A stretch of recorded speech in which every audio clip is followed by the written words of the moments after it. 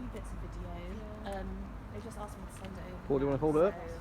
So what exactly is that then, mate? It's an onion bottle. Is it 19th century? 17th or 18th it will be, yeah. And generally used for wine. And what else are you expected to find here?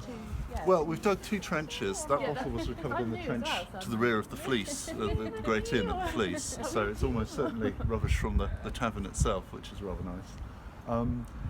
What we've been digging for here is we've been hoping to find the level of medieval remains, and we have.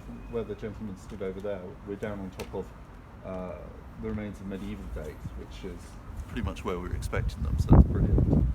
What we're less certain about is the stone structure where Paul stood.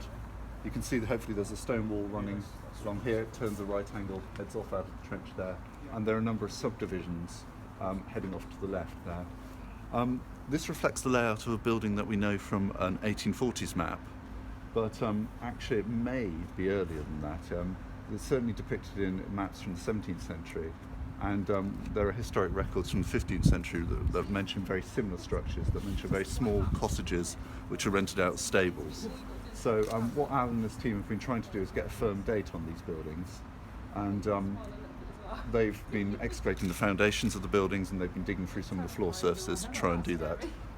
Really, the finds are going to have to be assessed by a specialist before we can nail that down, but anything between 15th century and 18th century at the moment, but it's an ongoing piece of work. And how long are you going to be on site for? This should be the last day of archaeological investigation, and they should be backfilling on Monday. Thank you. Pleasure.